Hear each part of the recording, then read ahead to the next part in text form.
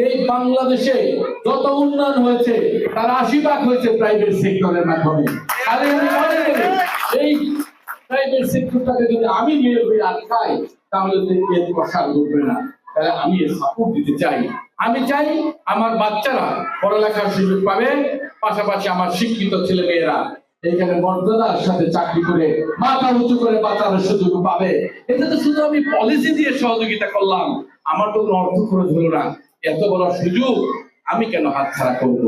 কারণ আমি মনে করেছি ওরা আমার বাচ্চাদের শিক্ষার সুযোগ দিচ্ছে, বেকার সমস্যা দূর করলো, আমার চাকরি দিতে হয় না।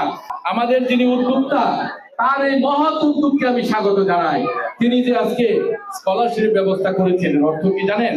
আপনাকে মূল্যায়িত করা, স্বীকৃতি দেওয়া, উৎসাহ প্রদান করা, আপনাকে 10 জনের চাইতে আলাদা করে দেখার সুযোগ করে দেওয়া, আপনাকে স্বপ্ন দেখানো, আপনার গতি বাড়িয়ে দেওয়া।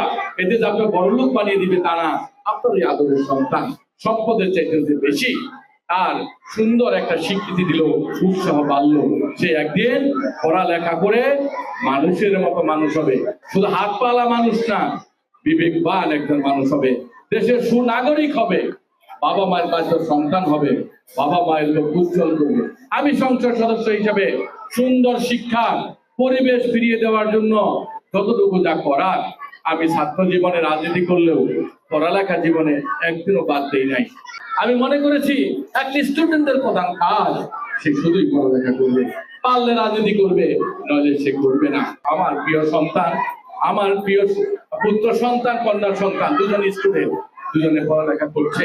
যেরকম দোয়া করি সেরকম দোয়া ওনাদের জন্য থাকলো। যে স্বপ্ন আমি আমার সন্তানদের জন্য দেখি, আমি চাই এই কাশিমপুরে এসে জানি বলতে পারি আমার সময়কালে স্কুলগুলো ভালো রেজাল্ট করার মধ্যে দিয়ে আমার সন্তানেরা মানুষের মতো মানুষে দেশ ও দশের কাজে লাগছে, সেটাই হবে মানুষের ভালো লাগছে।